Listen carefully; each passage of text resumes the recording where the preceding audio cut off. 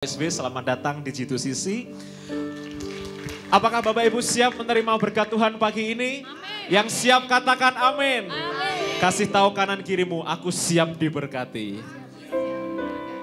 Mari kita undang dengan hormat hambanya Bapak Pendeta Ferry Nahusona untuk menyampaikan isi hati Tuhan. Silakan duduk Bapak Ibu.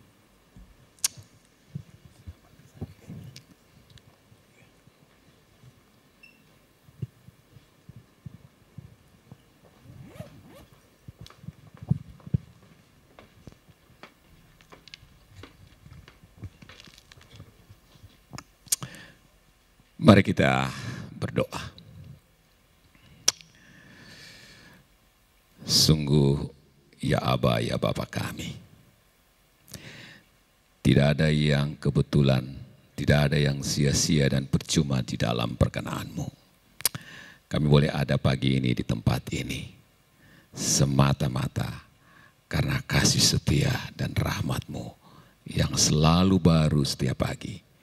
Dan itu yang membuat kami secara pribadi maupun persekutuan datang dengan sebuah hati dan kerinduan. Berbicaralah bagi kami semuanya. Jamah dan urapi kami yang mendengar maupun hamba-Mu yang berkata-kata. Agar kami semuanya juga kedapatan. Bukan hanya sebagai pembaca, pendengar atau pemberita firman semata. Tapi lebih daripada itu. Sebagai pelaku-pelaku firman-Mu yang setia dalam hidup ini. Di dalam nama Yesus Kristus. Amin. Baik, selamat pagi, shalom. Kami sungguh bersyukur pada Tuhan melalui Ibu Bapak yang diberikan tanggung jawab secara khusus Abuna, Profesor Sony, menghubungi kami untuk meminta kesediaan pelayanan di tempat ini dan kami sungguh-sungguh bersyukur, sebuah kepercayaan yang luar biasa. Seperti sudah disentil sedikit, saya Pendeta Ferry Nahusona, kalau asal gereja, saya dari Ambon, tepatnya Gereja Protestan Maluku.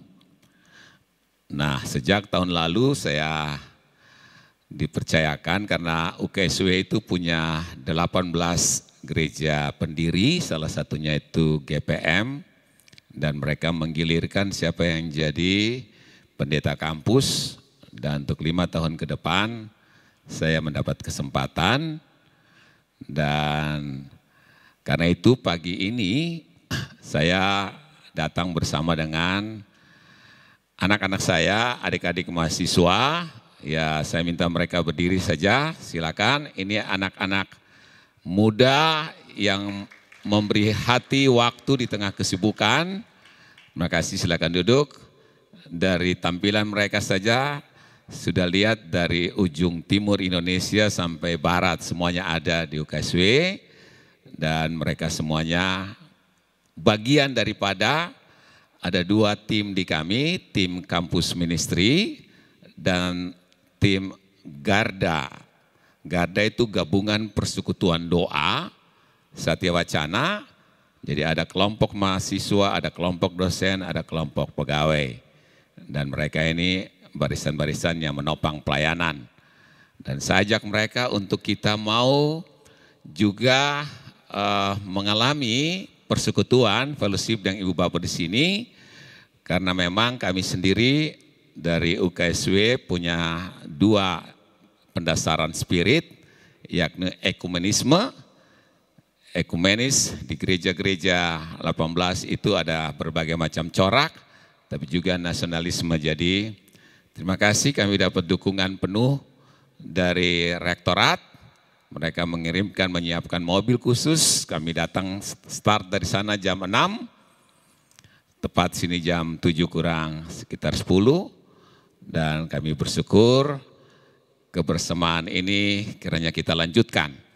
Ya, memang ini seperti berbalas pantun Ibu Bapak, sebab sekitar 2 bulan lalu saya minta Abuna Prof. Sony untuk melayani ibadah kampus, ibadah Senin. Ya, pas beliau baru selesai, beliau alumni kita, Pak, tolong dengan tema ini Bapak layani. Ya, cuma saya harus malu katakan karena waktu itu saya minta Prof, minta maaf kita punya durasi waktu terbatas sekali, jadi bolehkah refleksi Pak Pendeta cuma 15 menit. Oh siap, saya akan buat sebelum 15 menit, jadi mungkin 12 menit sudah selesai, tapi padat berisi luar biasa. Nah kali ini saya dibisikin, Pak Pendeta silakan datang, waktunya 45 menit maksimal. Wow, berapa kali lipat begitu, saya malu ya. Oke, Ibu Bapak Saudara sekalian, baik yang jauh lebih penting adalah apa yang dapat kita belajar hari ini, kebenaran firman Tuhan, untuk menjadi kekuatan bagi kita bersama sebagai orang percaya. Saya mau mengajak kita melihat yang pertama tema kita, saya sengaja memilih tema ini, mewujudkan komunitas yang berkemenangan, siapa takut. Ya, saya memilih tema ini dengan punya alasan yang mendasar. Ya, next. Nah, mengapa dengan tema ini Bapak sekalian?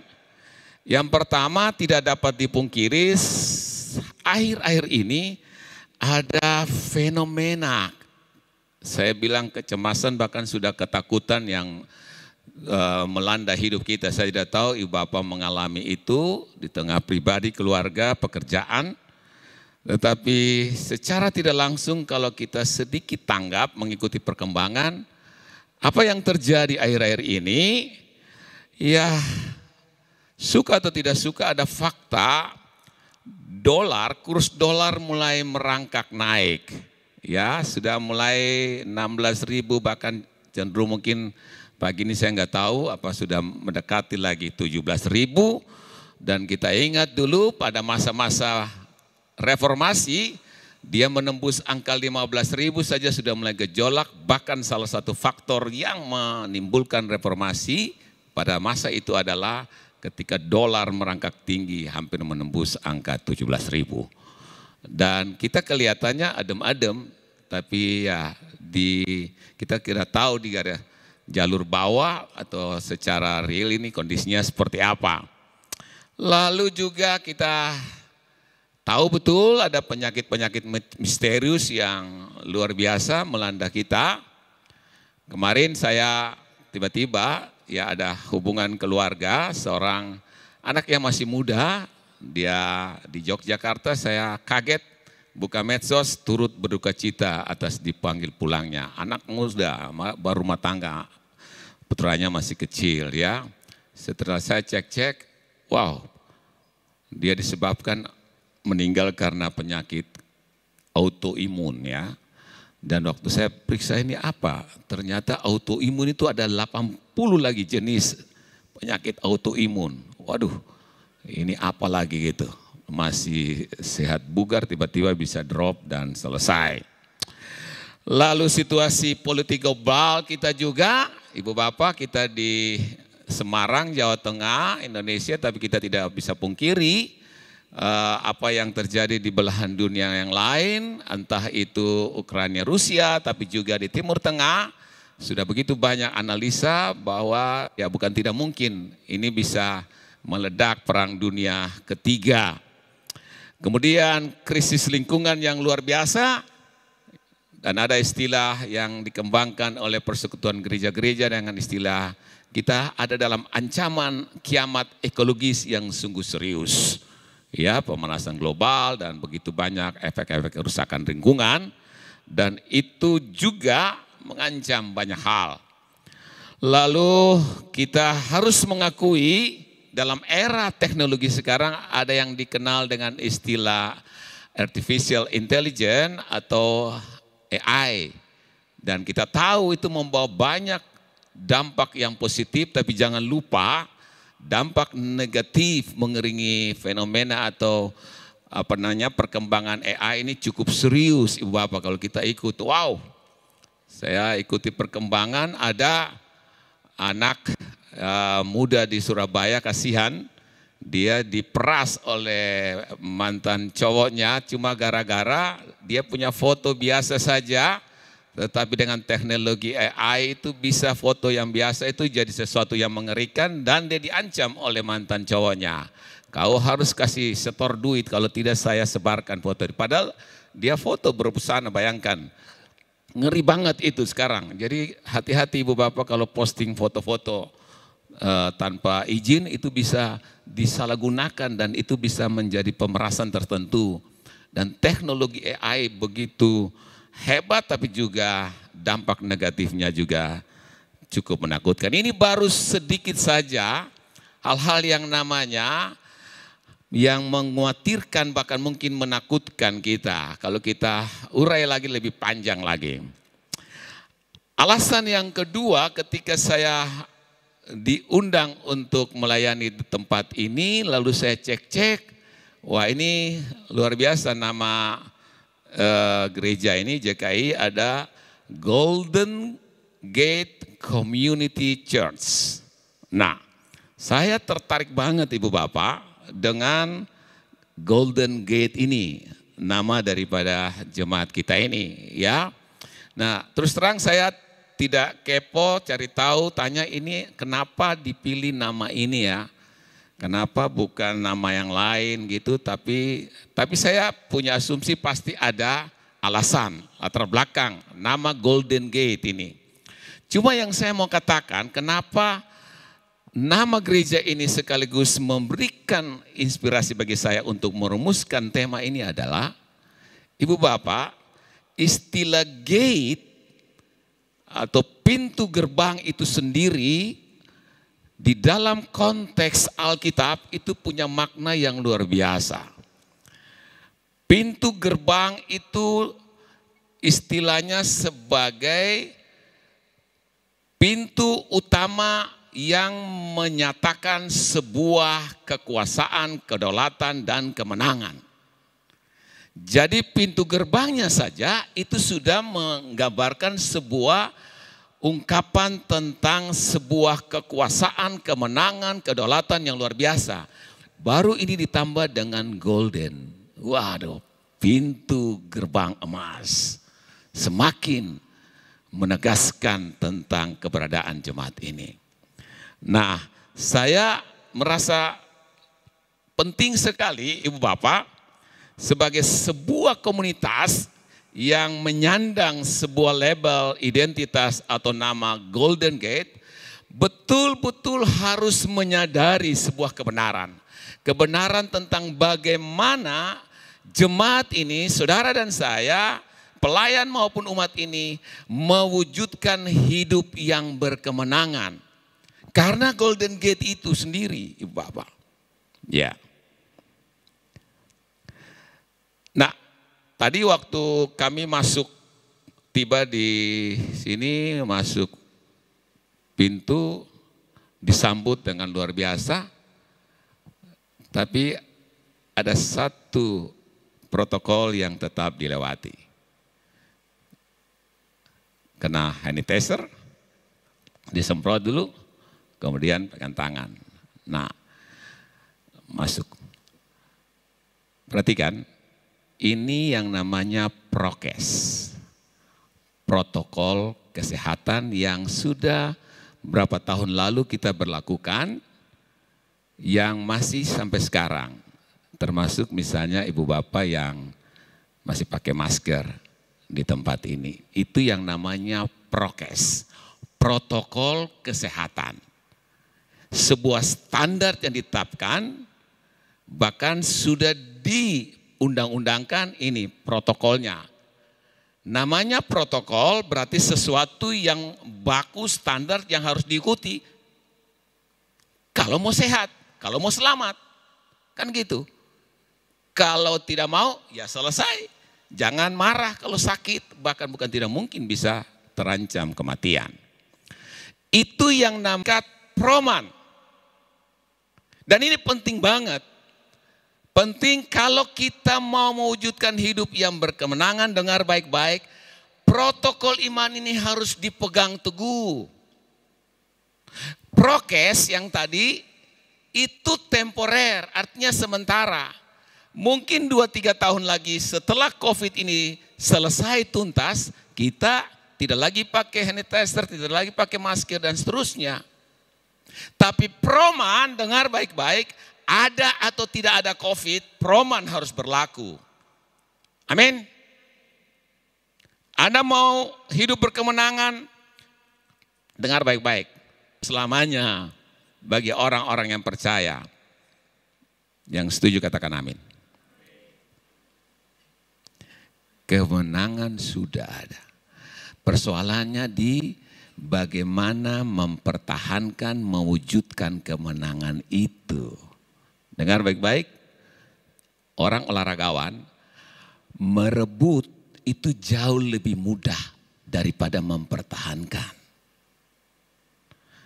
Dan bahayanya kalau Anda sudah dalam status pemenang, Anda bisa saja lewat. Makanya bagaimana kemenangan yang ada kita wujudkan terus menerus dalam hidup pribadi, keluarga, bahkan persekutuan. Nah, Proman yang pertama, next. Oke, sudah. Kita lihat bersama-sama. Mari kita baca Proman yang pertama. 3. Kita harus lebih dari pemenang karena Allah sang pemenang. Dan baca sama-sama Roma pasal 8 ayat 37. Demikian firman Tuhan. Dalam semuanya itu kita lebih daripada orang-orang yang menang oleh Dia yang telah mengasihi kita. Saudara sekalian, perhatikan baik-baik. Ya. Kalau terjemahan aslinya kita lebih daripada pemenang, dia tidak pakai champion. Ya. Dia tidak pakai winner. Tapi dia pakai istilah conqueror. Conqueror, we are more than conqueror. Kita lebih daripada pemenang. Dan apa yang dimaknai dengan kata ini? Kalau saudara ingin mewujudkan kemenangan, dengar baik-baik. Kita tidak hanya sampai pada status sebagai pemenang. Kita harus lebih daripada pemenang. Apa yang dimaksudkan dengan pernyataan Paulus dalam kitab Roma ini? Tuhan menghendaki agar kita bukan hanya merebut kemenangan, tetapi juga menaklukkan, menguasai area di mana kita mengalami kemenangan itu. Kalau seorang yang hobinya pendaki gunung, dia tahu betul apa semacam ritualnya. Kalau dia tahu betul ritual pendaki gunung, dia sampai di puncak itu, dia taruh bendera. Dia taruh bendera di situ. Dia mau bilang bahwa saya sudah sampai, bukan saya di puncak, tapi semacam ini saya punya tanda kemenangan. I am the conqueror. Nah, saudara sekalian, kita harus camkan baik-baik kebenaran ini karena Tuhan menghendaki sungguh kita bukan hanya menang, tetapi kita juga harus menguasai wilayah kemenangan itu. Kenapa? Yesus sendiri mengingatkan itu. Di dalam Matius pasal 12 ayat 43 hingga 45, dia katakan demikian. Kamu ingat baik-baik, peperangan kamu itu ibarat melawan iblis dengan roh. Jadi ibarat sebuah rumah, ya, kamu harus masuk, menguasai, dan dengar baik-baik, rumah itu harus kamu kuasai betul rupa. Kenapa? Kalau rumah itu kedapatan kosong, tidak lagi dikuasai walaupun sudah menjadi milik saudara dan saya, dengar baik-baik, Yesus bilang, itu roh itu akan kembali yang sudah keluar, kan kita sudah menang, roh itu sudah keluar. Tapi kalau kita tidak menaklukkan itu wilayah, maka roh yang keluar itu akan kembali dengan 7 roh, dan dia merusak rumah kita dan keadaan kita akan jauh lebih buruk. Seorang yang menyadari kemenangan ini, dia sadar bahwa hidupnya terus-menerus merupakan sebuah pertempuran. Pertempuran untuk terus-menerus bagaimana dalam kuasa dan campur tangan Tuhan dia bisa menguasai dan menaklukkan wilayah kemenangan itu. Karena itu kita butuh sungguh-sungguh sebuah upaya yang tidak hanya berhenti terus-menerus sepanjang hidup kita. Ya. Bahwa dalam proses itu kita bisa saja gagal, bisa saja jatuh, fine, bisa saja itu realita. Ya. Tidak ada yang bisa menjamin bahwa setelah ibadah ini keluar, balik ke dalam rumah tangga, pekerjaan, lalu kita ada di dalam godaan dan cobaan. Ya, bisa saja kita lalu lemah dan kalah. Ya. Tapi dengar baik-baik, kalau kita pegang kebenaran ini, maka seperti Amsal 24 ayat 16 katakan, 7 kali orang benar jatuh, tetapi dia bangkit lagi. Tetapi orang fasik sekali jatuh dan selesai. Kenapa? Karena di dalam orang benar itu ada kekuatan yang luar biasa. Ya, kalau dalam bahasa ayat tadi dia bilang, kita lebih daripada orang yang menang oleh Dia yang telah mengasihi kita. Berarti Kristus yang tinggal di dalam kita itu akan memampukan kita terus menerus. Ya. Kalau Kolose pasal 1 ayat 27 bilang begini, bahwa kamu, di dalam kamu dan di antara kamu itu ada Kristus, ada Mesias. Bagi mereka yang telah dibaptis di dalam nama Bapa, Anak dan Roh Kudus, di dalamnya itu ada Kristus. Saudara, itu yang membuat kita punya selalu saja energi seperti Mazmur bilang, sekalipun kita jatuh tapi tidak tergeletak karena ada tangan yang menopang kita. Amin. Dan itu yang penting saudara sekalian. Roman yang pertama memberikan sebuah pendasaran yang penting. Kita mau menang, pegang kesadaran ini, bahwa kita ini sebetulnya lebih daripada pemenang. Jadi kita bukan hanya menang lalu selesai, kita masih terus ada dalam perjuangan. Sehingga setiap hari, ya setiap hari penaklukan kita itu terhadap seluruh kebiasaan-kebiasaan buruk kita. Dan saudara tahu, apa yang menjadi ketakutan terbesar manusia? Sesungguhnya ada 2 esensi. Yang namanya ketakutan dari luar. Ketakutan dari luar artinya manusia selalu merasa kecil, lemah, karena di luarnya itu ada lebih besar, di luar itu bisa saja penguasa, di luar itu bisa saja binatang, di luar itu bisa saja alam lingkungan. Baru saja misalnya kilat guntur saja kita berlayar, kita sudah gemetar ketakutan.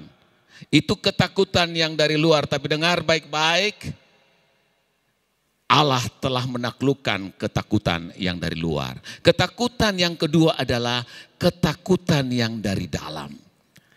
Di mana kita temukan ketakutan yang dari dalam? Ingat baik-baik, ketika manusia pertama Adam dan Hawa jatuh ke dalam dosa, apa yang terjadi? Mereka lalu takut, bersembunyi, lalu malu. Kenapa? Tertuduh sebagai rasa bersalah. Jadi kita takut terhadap apa yang ada di dalam kita. Tapi ketakutan yang dari dalam ini pun Allah dalam Yesus Kristus telah menyelesaikannya ketika Dia mati ganti dan guna kita sebagai penebus dan juru selamat kita. Jadi apa lagi? Seluruh kekhawatiran, kecemasan dan ketakutan yang dari luar maupun dari dalam telah terjaminkan semua penyelesaiannya di dalam Kristus. Itu sebabnya kita lebih daripada pemenang. Perumpamaan yang kedua, Ibu Bapak. Perumpamaan yang kedua, dengar baik-baik, rumusannya begini. Karena serangan iblis justru di benteng terkuat kita, karena itu kita harus pakai jurus maut dalam menghadapi serangan iblis. Mari kita baca sama-sama Yakobus pasal 4 ayatnya yang ke-7. 3. Karena itu tunduklah kepada Allah dan lawanlah iblis, maka ia akan lari daripadamu. Saudara dengar baik-baik. Biasanya bahasa umum itu begini, iblis serangan itu ke kita punya kelemahan-kelemahan. Biasa begitu kan? Kamu pun titik lemah di mana? Itu hati-hati. Karena itu dalam Yunani kuno itu ada cerita tentang tumit Achilles. Mungkin banyak yang sudah tahu atau nanti bisa googling aja singkatnya. Tumit Achilles itu adalah nama dari seorang yang luar biasa, Achilles, yang waktu dia sebelum lahir dalam kandungannya lagi, para dewa sudah bilang pada ibunda Achilles bahwa nanti kamu akan melahirkan seorang anak, tapi kalau dia lahir, pertama-tama yang harus kamu lakukan adalah mandikan dia di sungai Styx. Dan betul, anak itu lahir diberi nama Achilles, kemudian ibunya membawa di sungai Styx, lalu memandikan anak ini dengan air sungai Styx, maka dia mengalami kekebalan. Wah, luar biasa, dia bertumbuh dewasa dan dia maju perang, hampir seluruh peperangan dia memenangkannya. Ya, karena semua panah api, tembakan apapun tidak bisa menembusnya karena dia kebal. Tapi tiba-tiba di peperangan yang terakhir para dewa sudah bilang jangan, dia tetap pergi. Siapa yang mau melawan Achilles? Tiba-tiba dengar kabar Achilles dibawa pulang sudah jenazah. Apa akibatnya? Dalam peperangan itu Achilles terkena panah beracun di tumitnya. Lalu orang bertanya, loh bukankah dia kan sudah luar biasa? Ternyata apa yang terjadi? Ibunya baru ingat, waktu saya mandikan anak ini, saya kan celupkan dia di sungai, tapi saya pegang tumitnya. Jadi semua tubuhnya itu basah, cuma tumitnya yang tidak. Jadi seluruh tubuhnya itu kebal, tapi tumitnya yang tidak kena air ini tidak kebal. Nah, itulah muncul. Manusia siapapun itu punya tumit-tumit Achilles, punya titik-titik lemah. Titik lemah karena apa saja, ya, tidak bisa lihat duit banyak, tidak bisa lihat orang punya istri, anak orang, macam-macam pokoknya tumit-tumit Achilles itu ada. Nah itu versi umum, itu tidak salah tapi itu tidak cukup. Kebenaran yang harus saudara dan saya ingat, ternyata serangan iblis itu titik terkuat kita. Justru pada titik terkuat itu kita harus hati-hati. Dan ini sudah ada contoh Ibu Bapak. Ya. Kita belajar dari Simpson dan juga Simon Petrus. Ya. Kalau kita periksa Simpson, apa kekuatan dia? Konon di rambut, menurut cerita. Kenapa? Itu simbol daripada natsir dia untuk tetap setia pada Allah. Tapi dalam kisah itu justru di rambut itulah akibat godaan Delilah. Lalu rambut digunting, lalu Simpson yang hebat itu akhirnya rubuh. Petrus, siapa yang tidak kagum dengan murid yang satu ini? Tapi ingat, ketika dia mulai merasa sebagai superhero, dia mulai merasa dia yang menjadi harus sorotan. Dia bilang, saya akan langkahi dulu mayatku, baru berhadapan dengan guruku. Dan macam-macam luar biasa. Ketika dia sudah merasa aman segala macam, judu pada titik itulah dia menjadi hancur. Ya. Jadi ibu bapak saudara sekalian, saudara dan saya mau mewujudkan kemenangan itu sebagai sebuah komunitas di dalam Tuhan, oke. Tapi dengar baik-baik. Kita harus ingat ini. Serangan-serangan iblis. Kalau gitu apa kuncinya? Kuncinya di ayat kita tadi.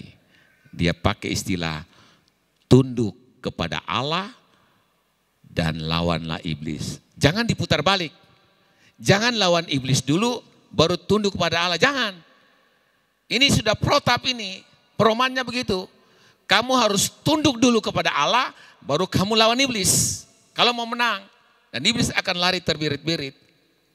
Nah, apa yang dimaknai dengan tunduk kepada Allah?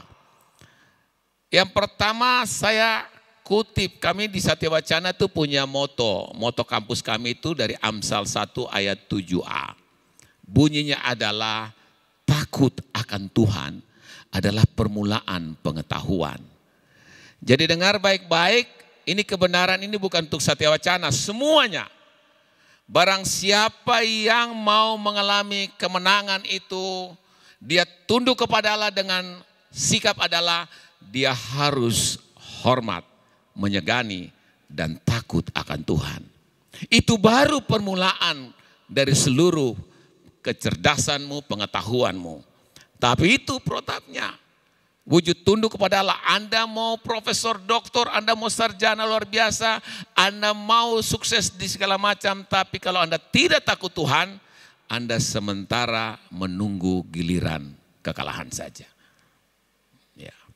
Itu yang pertama, tunduk kepada Allah. Yang kedua, kita harus mengikuti kehendak dan teladannya. Ya, Anda tunduk kepada saya, berarti Anda harus ikut saya. Ya, karena Yesus bilang begitu, barang siapa yang mau mengikut aku, dia harus menyangkal diri, lalu memikul salib dan mengikut aku. Dan ini prinsip banget, saudara sekalian. Kita cuma mengikuti apa yang dia katakan dan teladannya. Dan luar biasa saudara sekalian, salah satu dari semua apa yang diteladankan oleh Yesus adalah dia mengucapkan ego eimi. Aku adalah. Ya, saudara lihat. Kalimat akulah atau aku adalah itu kita bisa temukan di Injil Yohanes ya. Ya, di dalam pasal 6 sampai 14. Apa yang dimaksudkan dengan ego eimi? Di situ Yesus bilang, akulah roti hidup. Akulah pokok anggur yang benar. Akulah jalan kebenaran dan hidup. Akulah terang dunia. Akulah pintu. Akulah. Saudara sekalian perhatikan baik-baik. Ini yang Yesus ucapkan dan sekaligus dia teladankan. Apa yang kita dapatkan dari kebenaran ini? Ketika Yesus mengatakan aku adalah, itu bukan sekadar omong doang. Itu bukan sekadar lip service. Itu bukan sekadar semboyan. Tetapi dia mengucapkan itu dan dia menghidupi dan dia membuktikannya. Itu. Jadi kalau begitu siapa yang ada dalam Kristus dan Kristus yang ada di dalam dia, dia juga bisa mengucapkan ego eimi. Bisa. Dan dia mewujudkannya. Contoh sederhana, kalau ibu bapak sekarang punya identitas namanya, kami adalah Golden Gate Community Church. Itu bukan sekedar label, itu bukan sekedar nama, itu bukan nama sebutan umum, bukan. Itu harus menjadi dual, yakni sebuah indikatif dan sekaligus imperatif. Indikatif itu artinya ini mau menunjukkan kami punya jati diri. Ini kami punya label. Kami ada banyak gereja JKI, tapi nama kami itu beda. Lalu ketika kami pilih nama ini Golden Gate, itu kami punya identitas. Tapi jangan lupa, itu harus dibuktikan. Itu imperatif, itu kewajiban, keharusan. Jadi minta maaf ibu bapak, ya saudara-saudara, adik-adik. Ya jangan marah kalau misalnya nanti ada yang bilang, oh Golden Gate baru kena begini aja sudah bersungut-sungut, sudah tersinggung, sudah marah-marah. Waduh Golden Gate, kok dapat tanggung jawab lari. Waduh Golden Gate, kok apa-apaan disalahkan ini. Waduh Golden Gate, kok males banget. Itu tidak egoimi. Yang Tuhan maksudkan dengan seluruh pernyataan ini dan saudara dan saya bisa mewujud nyatakan adalah bagaimana betul-betul kita tunduk kepada Tuhan dengan mengikuti kehendak dan teladannya. Yang ketiga, takut atau tunduk kepada Allah bukan hanya percaya saja, ya, tetapi mempercayakan. Saya ulang, tunduk kepada Allah artinya saudara dan saya bukan hanya percaya saja, tapi mempercayakan. Jangan tersinggung kalau saya bilang, Yakobus 2 ayat 19 bilang begini, kamu percaya kepada Allah, itu baik. Tapi setan-setan juga percaya. Bahkan mereka gemetar. Yakobus 2 ayat 19 bilang, kamu percaya, baik. Tapi dengar, setan juga percaya dan mereka gemetar.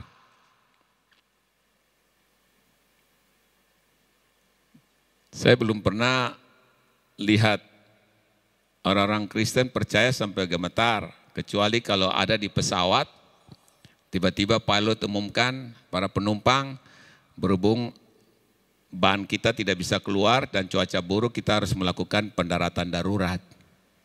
Saya percaya pada saat itu semua agama-agama akan komat kamit, saudara akan gemetar gitu. Kalau semua percaya, kalau hanya percaya, kita masih kalah dari setan. Mereka percaya dan gemetar. Tapi mempercayakan hidup, oh no way. Setan tidak mau.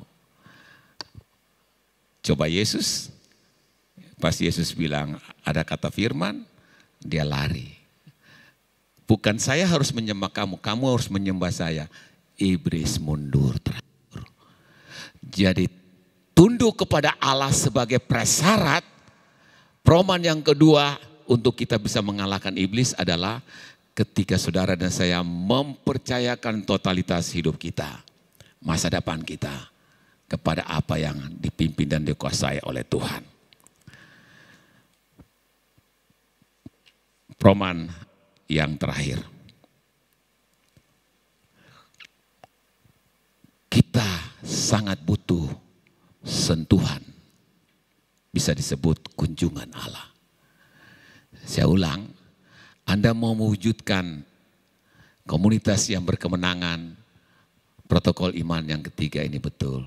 Sangat penting, kita butuh sentuhan, kita butuh kehadiran, kita butuh kunjungan Allah. Kita baca Lukas 24 ayat 15 sama-sama. 3.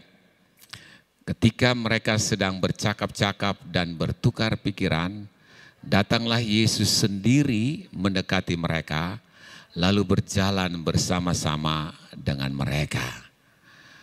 Ibu bapak saudara sekalian, ini kisah tentang dua orang yang berjalan ke Emmaus. Setelah Yesus mati, kemudian dia bangkit, tapi mereka belum tahu. Akibat mereka punya kedukaan, kegalauan, kekecewaan, bla bla bla. Kok namanya Mesias, kok bisa mati? Tidak, sepertinya mereka putus asa semuanya. Saudara lihat, tiba-tiba Yesus hadir di tengah-tengah mereka. Apa yang terjadi? Ketika Yesus hadir, mereka mengalami sesuatu yang berbeda. Mereka bilang hati kami berkobar-kobar, hati bla bla bla bla. Lalu waktu Yesus mampir di rumah mereka, dia memecahkan roti, disebutkan mata mereka lalu terbuka.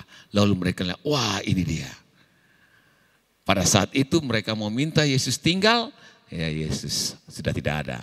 Tapi dengar baik-baik, ketika mereka mengalami sentuhan, mengalami perkunjungan Tuhan, apa yang terjadi? itu perjalanan kaki ya dari Emmaus ke Yerusalem itu bolak-balik kan. Itu 7 kilo jadi 14 kilo mereka tidak capek, mereka balik, mereka memberitakan kepada murid yang lain, kami sudah berjumpa dengan dia yang bangkit, luar biasa. Saudara, ini penting banget. Ya, kita butuh Tuhan. Ya. Dan dengar baik-baik, bukan hanya kita butuh Tuhan, Tuhan pun butuh kita. Ingat ketika di Taman Getsemani, di saat-saat penderitaan, Tuhan bilang untuk para murid,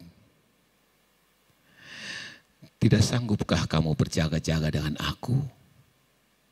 1 jam saja. Tuhan minta, Tuhan butuh kamu bersama-sama dengan aku. Kita butuh Tuhan, tapi Tuhan juga butuh persekutuan dengan kita. Kenapa? Dia merindukan kita. Ya. Dia tahu betul, ya. Kita punya roh ini penurut luar biasa. Kita betul-betul punya keinginan, punya cita-cita, punya hasrat, punya passion luar biasa melayani Tuhan. Tapi dia tahu betul daging kita lemah. Karena itu dia bilang, berdoalah supaya kamu jangan jatuh dalam pencobaan. Berdoa untuk kamu mendapatkan sentuhan daripada Tuhan. Nah, saya periksa Ibu Bapak, kata doa dalam bahasa Inggris itu prayer. Itu memiliki akar kata yang sama dengan dari bahasa Latin precarious. Prayer dan precarious itu keberakarannya itu pada kata genting. Waktu saya dapat ini, wow, pantasan aja Yesus bilang, kamu harus berdoa. Ya, supaya kamu jangan jatuh ke dalam pencobaan, supaya jangan kamu kalah, sediakan waktu dan Tuhan. Karena genting. Jadi minta maaf ya Ibu Bapak, kalau kita belum ada kesadaran ini, kita berdoa sebagai rutinitas saja, belum cukup. Kita harus merasa ada kegentingan itu.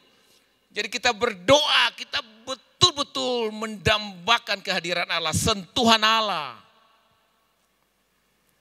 Dan ini penting banget Ibu Bapak. Kita sangat membutuhkan sentuhan. Saya mau mengakhiri pemberitaan ini dengan nanti mengajak kita menyanyikan lagu He Touched Me yang terkenal, itu Yesus Jamah. Kisah di balik terciptanya lagu He Touched Me ini, mungkin ada yang udah tahu. Lagu ini diciptakan oleh Bill Gaither. Kalau Anda buka YouTube, Anda periksa saja lagu-lagu itu sekelompok, vokal Gaither gitu. Nah, Bill Gaither yang agak tua itu, dia yang menciptakan lagu ini. Apa yang ada di balik munculnya lagu ini? Bill Gaither ini dia luar biasa punya bakatnya dan dia terlibat dalam pelayanan gerejawi. Aktif banget. Bertahun-tahun di jemaat lokal itu dia melayani. Tapi suatu ketika dia berhadapan dengan masalah yang berat, di sisi yang lain ya burnout, boring dengan seluruh pelayanan. Dan belum lagi dia masalah sana sini dan membuat dia mau hands off aja. Dia mau mundur dari pelayanan. Dia sudah galau, dia sudah bimbang luar biasa. Kemudian dia menjumpai gembalanya, pendeta setempat. Dia curhat, pendeta saya jujur mengakui saya aktif tapi saya merasa bahwa rasanya saya sudah harus beralih profesi, saya harus mundur dari pelayanan. Apa yang terjadi? Hamba Tuhan itu katakan kepada Bill Gaither gini, Bill, coba kamu buka Alkitab, lalu kamu periksa kisah Yesus di Injil-Injil. Kamu lihat apa yang terjadi di sana, cuma ada satu kata, touch.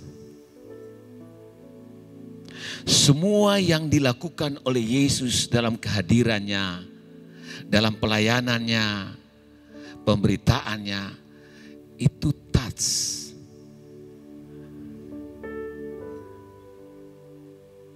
Kepada orang yang lumpuh, dia touch dengan perkataannya. Kepada orang yang buta, saudara lihat dia touch dengan apa? Dia ludah di tanah, dia campur ludahnya dengan tanah, dia touching dan dia melihat. Kepada orang-orang yang tidak lagi dianggap, dipandang sebelah mata, perempuan-perempuan berdosa,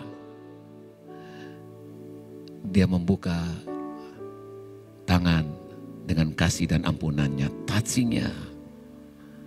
Kepada Sakeus pemungut cukai yang naik pohon ara, dia bilang, Sakeus turunlah. Hari ini aku mau menumpang di rumahmu. Ketika Bill Gader mendengarkan kata-kata ini, dia bilang, Tuhan ampuni saya. Saya aktif dalam pelayanan. Saya aktif di dalam gereja. Tidak kurang sedikit pun. Tapi saya minta ampun. Hari ini aku membuka hati Tuhan. Jamahlah hidupku. Sebab hanya Engkau yang menjamah, sanggup mengubahkan aku. Kalau hari-hari ini kita sudah mengalami kekurangan di dalam sentuhan dan jamahan Tuhan, saya ajak hari ini kita membuka hati, memberi diri untuk mengalami jamahan Tuhan. Mari kita lantunkan pujian